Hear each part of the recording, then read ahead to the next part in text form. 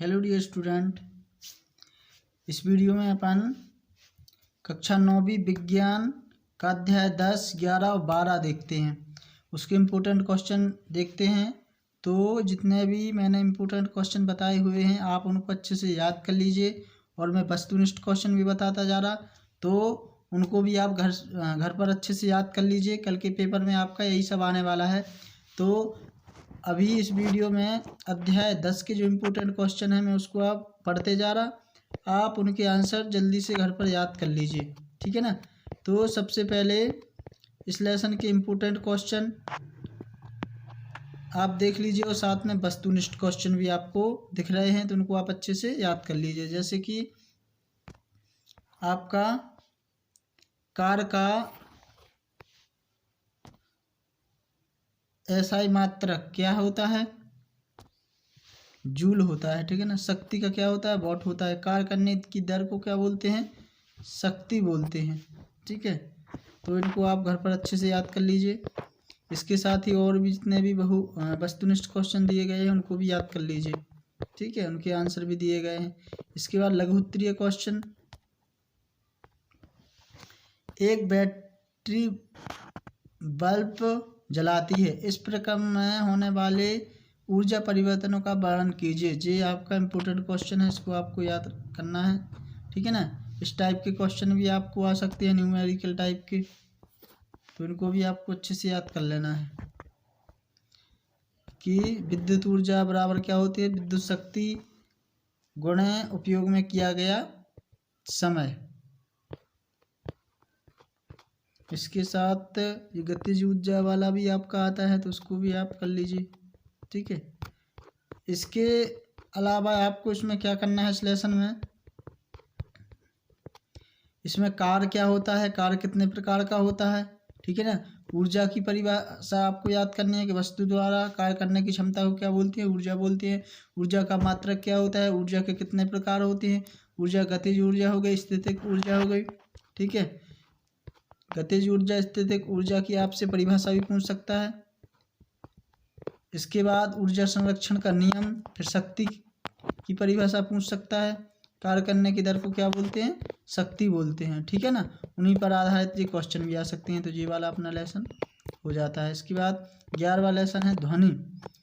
ध्वनि के जो इम्पोर्टेंट क्वेश्चन हैं, उससे पहले आप क्या जितने भी वस्तुनिष्ठ क्वेश्चन इसमें दिए गए हैं वो कर लीजिए। कि ध्वनि की प्रबलता निर्भर करती है आयाम पर, ठीक है ना। तो आपके 3-4 दिए गए हैं, तो इनको अच्छे से कर लीजिए। रिक्त स्थानों की पूर्ति, ठीक है। सही जोड़ियाँ, एक वाक्य में उत्तर, इनके आंसर अच्छे से कर लीजिए आप।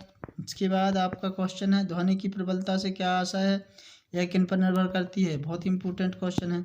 चमगादड़ अपना शिकार पकड़ने के लिए पराध्वनि का उपयोग किस प्रकार करता है? वर्णन कीजिए। सोनार की कार्यविधि का तथा उपयोग का वर्णन कीजिए। ये क्वेश्चन भी पेपर में आते हैं, ठीक है ना। न्यूमेरिकल भी आपके आ सकते हैं। ध्वनि तरंगों के परावर्तन के 2 व्यवहारिक उपयोग लिखिए। अनुरणन क्या है? इसे कैसे कम किया जा सकता है? इसके बाद इसके साथ ही इसमें आपको क्या करना है, इसमें डेफिनेशन भी आपको याद कर लेनी है, ठीक है। कौन कौन सी देखो आपको इसमें दी गई हैं। शुरू से आप ये पॉइंट अच्छे से याद कर लीजिए। ध्वनि का संचरण की परिभाषा, संपीड़न, विरलन, ध्वनि तरंग का बनना, आवृत्ति क्या होती है, आवर्तकाल क्या होता है, इनको आप याद कर लोगे क्योंकि ये अंदर से भी आ सकते हैं, ठीक है। प्रबलता क्या होती है, ध्वनि की गुणता, तरंग का वेग, तो इसको आपको अंदर से भी याद करना है क्योंकि अंदर से भी पूछ लेता है 1-2 नंबर का। इसके बाद अध्याय 12 खाद्य संसाधन में सुधार, तो इसके अंदर से भी आप याद कर लीजिए। खाद तथा उर्वरक के उपयोग, मिश्रित वहती संवर्धन के लाभ, अंतरा फसलीकरण तथा फसल के लाभ, पशुपालन के लाभ। तो ये वाला जो लेसन है ऐसा है कि यदि आप इसको अच्छे से पढ़ दोगे तो आप बना के लिख सकते हो। ये वाला लेसन बस है, बाकी के जो लेसन हैं उनको समझना तो पड़ता ही है। लेकिन विज्ञान में ऐसा होता है कि जो अपन याद करते हैं विज्ञान में अपनी भाषा चलती है, तो जैसा याद करना पड़ता है वैसे का वैसे ही लिखना पड़ता है, ठीक है ना। एक आपका साइंस हो गया, इंग्लिश हो गया और गणित हो गया, मतलब विज्ञान, गणित और अंग्रेजी, जो 3 सब्जेक्ट ऐसे होते हैं किसमें अपनी भाषा थोड़ी सी कम चलती है, इसमें नंबर ज़्यादा भी आते हैं और कम भी आते हैं। तो बस आपका ये लास्ट पेपर ही बचा हुआ है। यदि आप इस पेपर को अच्छे से कर लेते हो तो फिर बस आप 10वीं में आ जाएंगे, फिर 10वीं में अपन और अच्छी तैयारी करेंगे, ठीक है। तो सबसे पहले इस लेसन के सही विकल्प चुनकर उत्तर लिखिए, कर लीजिए। इसके बाद एक शब्द में सही जोड़ियाँ। जैविक तथा अजैविक कारक किस प्रकार फसल उत्पादन को प्रभावित करते हैं। अनाज, दाल, फल, सब्जियों से हमें क्या प्राप्त होता है, ठीक है। बृहद पोषक क्या है और इन्हें बृहद पोषक क्यों कहते हैं। पौधा अपना पोषण कैसे प्राप्त करते हैं। हरी खाद क्या है, इसके लाभ लिखिए।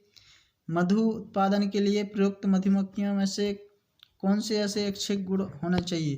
तो उनको आप एक बार पढ़ लेंगे तो आपको इनके आंसर जल्दी से याद हो जाएंगे। खाद एवं उर्वरक के गुणों की तुलना कीजिए।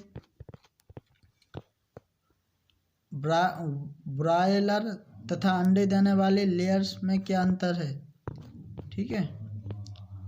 मत्स्य संवर्धन के 2 गुण तथा दोष लिखिए। मधुमक्खी पालन की महत्ता एवं उपयोगिता लिखिए। मिश्रित खेती वाला क्वेश्चन आता है। फसल चक्र क्या है।